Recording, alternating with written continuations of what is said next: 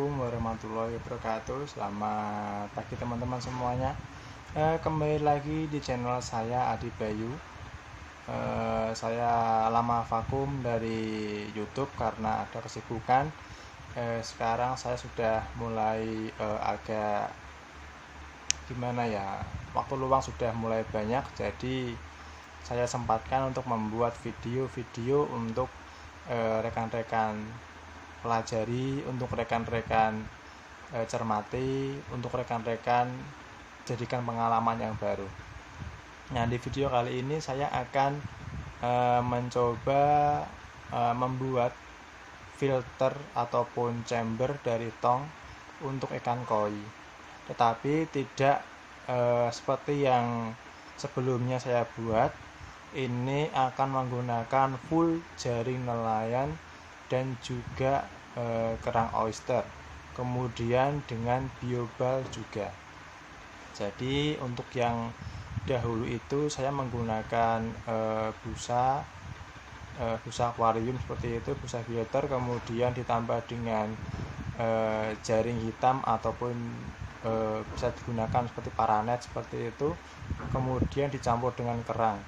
Namun untuk pertama kali itu memang hasilnya itu sangat bagus sekali, air sangat jernih, kotoran tidak ada, tetapi imbasnya itu sekitar 2 minggu ke atas itu chamber akan berada pada posisi penuh kotoran di bawah, dan penuh kotoran itu tidak dapat diserap oleh busa akuarium tersebut, jadi mengakibatkan tersumbatnya aliran air. Jadi memang berfungsi sekali untuk menyaring kotoran. Namun apabila kita gunakan dalam chamber untuk perawatan ikan koi, menurut saya itu batasnya tuh hanya beberapa minggu ataupun 1 bulan saja. Setelahnya itu akan mengakibatkan chamber mampet, jadi air tidak efisien keluar, tidak sempurna keluarnya, jadi mengakibatkan chamber akan memuntahkan air, entah itu air yang bersih bercampur dengan air yang kotor tersebut. Nah, di sini mulai dari itu saya mendapatkan nasihat dari teman-teman saya untuk mengganti medianya. Nah, di sini saya menggunakan media jaring nelayan, itu jaring bekas ya teman-teman, kemudian masih menggunakan biobal sebagai rumah bakteri, kemudian masih menggunakan kerang oyster. Kerang oyster berfungsi untuk menstabilkan pH atau memperbaiki pH, dan juga untuk sebagai tempat penampungan bakteri, yaitu bakteri pengurai kotoran. Ya, nanti saya akan memperlihatkan komposisi atau bagaimana sih cara merawatnya, merakitnya, dan nanti akan saya videokan.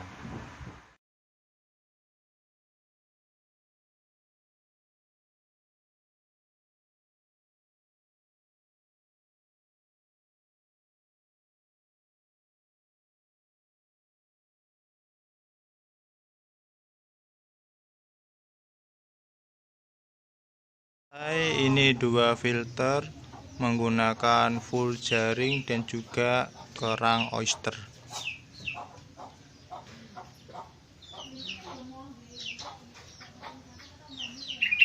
Nah, itu adalah skema atau susunan pada chamber ya teman-teman. Untuk yang pertama kali itu adalah chamber pertama berisi full jaring, ya, full jaring sekitar 1 kilo 2 kg itu saya tampung ke dalam ember atau chamber 1. Kemudian di atasnya tuh saya kasih kerang oyster sebagai pemberat agar tidak melambung ke atas ketika air masuk. Dan kemudian jatuh ke chamber yang kedua yang berisikan 1/4 atau 1/3 itu jaring nelayan, kemudian atasnya diisi dengan biobal atau rumah bakteri, atau teman-teman bisa menggunakan batu gombong ataupun batu yang lain yang berfungsi juga sama. Kemudian yang paling atas sebagai penetral atau penetral sebagai perbaikan pH, yaitu kerang oyster, saya taruh di atas, paling atas, kemudian mulai masuk ke dalam kolam. Jadi seperti itu sunannya, dan inilah hasil cara saya yang baru. Nasihat dari teman-teman, berikut video setelah jadi dirakitnya. Di kolam ini saya membuat yang terbaru teman-teman. Ini kolam terbaru saya, kolam terpal dengan ukuran kolam itu 70 kali 160 cm dengan ketinggian 70 cm. Nah, di sini saya masih menggunakan terpal dengan ukuran terpal A5, ukuran beli 2 kali 3 meter. Nah, seharga sekitar 50 ribuan. Dan di sini saya menggunakan kayu dan juga triplek bekas membangun renovasi rumah itu saya gunakan untuk membuat kolam. Jadilah seperti ini. Belum terlalu rapi, tapi untuk kualitas juga alhamdulillah baik, tidak ada yang menggembung, tidak ada yang patah ataupun tidak ada yang bocor. Dengan penutupan terpal juga bisa dikatakan rapi sesuai dengan list bagian samping teman-teman. Nah, di sini ikan sudah berada di kolam selama sekitar 3 hari, dan juga saya akan memperlihatkan kepada teman-teman semuanya filter baru saya. Ini saya mendapatkan referensi dari teman-teman juga penghobi ikan koi. Di sini saya mengganti jaring pertanian yang warna warna hitam, dan juga bekas busa akuarium. Jadi itu sudah pernah saya lakukan, tetapi sekitar 1 bulan 2 bulan berjalan, busa tersebut menjadi penghambat karena terlalu rapat rongga-rongganya. Jadi sudah terhambat, kemudian tidak bisa mengalirkan air dengan baik, sehingga akibatnya pada satu filter ini airnya naik semua.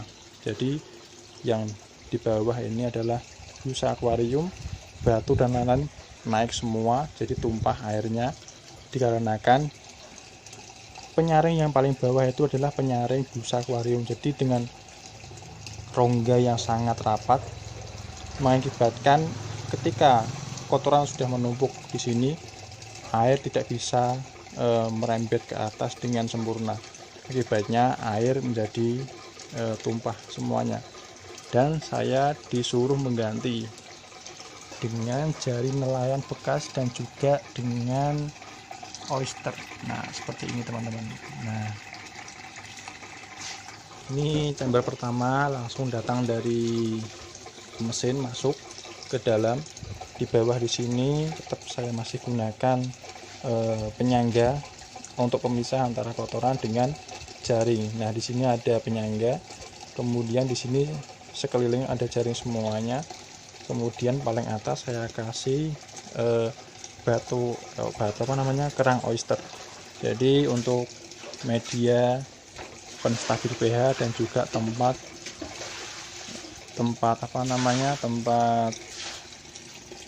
berhinggapnya bakteri. Kemudian langsung jatuh ke chamber kedua.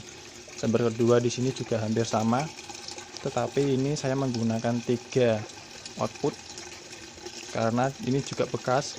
Jadi saya tidak mau tidak mau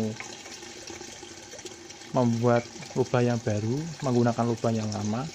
kemudian dimasukkan kembali ke dalam pipa yang besar, jatuh ke dalam paling bawah di sini teman-teman. Dan pipa yang paling besar itu saya beri lubang kecil-kecil, rongga-rongga. Jadi untuk air metodenya itu adalah meresap ke samping. Jadi untuk yang chamber pertama itu adalah meresap ke bawah, kemudian yang chamber kedua itu meresap ke samping-samping semuanya. Dan di bawah sini full jaring semuanya. Kemudian di atas saya isi dengan batu oyster juga. Dan kemudian sudah langsung dibuang output menggunakan pipa ukuran 3/4, langsung dibuang ke dalam kolam. Dan di sini yang tidak kalah pentingnya juga adalah pembuangan teman-teman.